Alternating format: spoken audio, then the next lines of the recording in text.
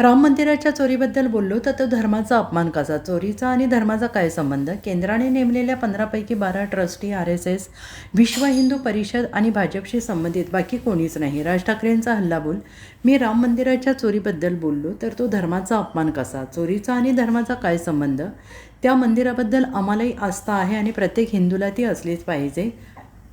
राम मंदिरामध्ये लोकांनी जे दानपेटीमध्ये टाकलं ते श्रद्धेने त्यात मंदिरासाठी दिलं, त्याची जर चोरी होत असेल तर त्याच्याबद्दल बोलायचं नाही का? लोकांच्या श्रद्धेतून जमा झालेल्या 400 कोटी रुपयांची चोरी झाल्याचा हल्लाबोल मनसे अध्यक्ष राज ठाकरे यांनी केला आहे. राज ठाकरे म्हणाले, आमच्यासमोर किती मोठा पडदा असावा हे म्हणतात की वक्फ बोर्डामध्ये जेव्हा चोऱ्या झाल्या तेव्हा तुम्ही का नाही बोललात? पण आम्हाला त्याशी काही देणं घेणं नाही. आमचा प्रश्न राम मंदिरातील चोऱ्यांबद्दल आहे.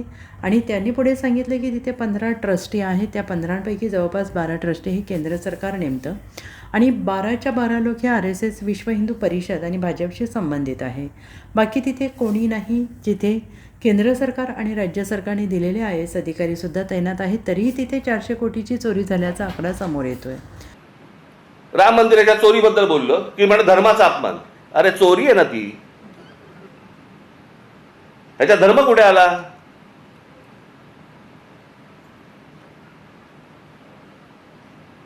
बरं, त्या मंदिराबद्दल आम्हालाही आस्था आहे, प्रत्येक हिंदूला आस्था असेल.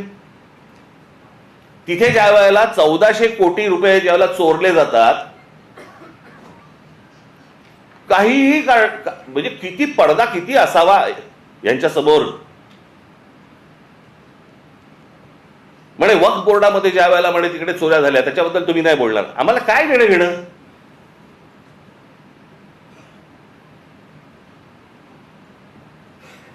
राम मंदिरामध्ये लोकांनी जे दानपेटीमध्ये टाकलं, जे श्रद्धेने त्या मंदिरासाठी दिलं, त्याची जर समजा चोरी होत असेल तर ह्याच्याबद्दल बोलणार नाही, बोलायचं नाही.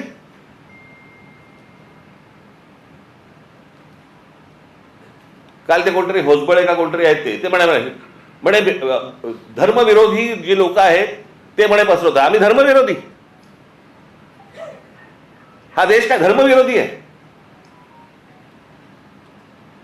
तुमच्याकडे राम मंदिरामध्ये लोकांनी श्रद्धेने दिलेल्या गोष्टींची चोरी होते आणि हे सांगणारं कोण होतं? हे बोलणारं कोण होतं? भारतीय जनता पक्षाचा खासदारच पहिलं बोलला की राम मंदिरात चोरी झाली म्हणून. आम्ही बोललो? हा देश बोलला? इतर राजकीय पक्षाचे कोणी लोक होते ट्रस्टी म्हणून? तिथे ट्रस्टी कोण आहेत? 15 ट्रस्टी आहेत तिकडे. 15 ट्रस्टी पैकी त्यातले जवळपास 12 हे केंद्र सरकार नेमतं आणि त्या 12 पैकी केंद्र सरकारने जी नेमलेली माणसं आहेत ती RSS शी संबंधित आहेत, विश्व हिंदू परिषदेशी संबंधित आहेत, भाजपशी संबंधित आहेत, बाकी कोणीच नाहीये. केंद्र सरकार आणि राज्य सरकार नेमलेले IAS अधिकारी आहेत. तिथे जर 1400 कोटी, आत्ता 1400 कोटीचा आकडा आलाय, मुळात कितीची चोरी झाली माहिती नाही आपल्याला.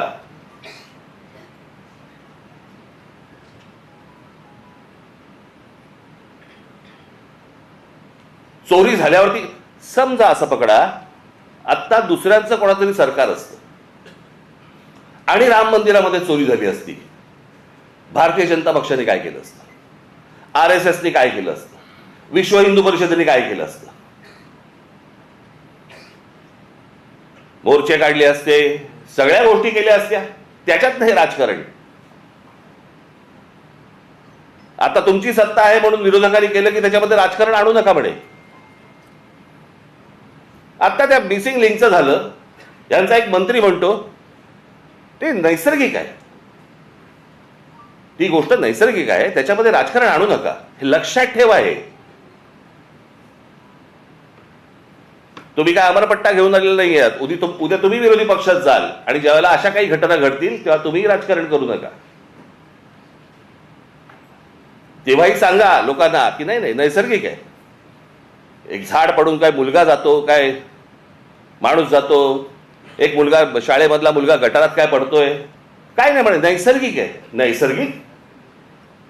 तुमचं सरकार आहे म्हणून सगळं नैसर्गिक, त्याच्यावर राजकारण करू नका, त्याच्यावर कोणी बोलायचं नाही. दुसऱ्या पक्षांची सरकार असली की हे यांचं राजकारण सुरू करणार. हा कुठचा प्रकार? Bureau report SBN Marathi, Mumbai.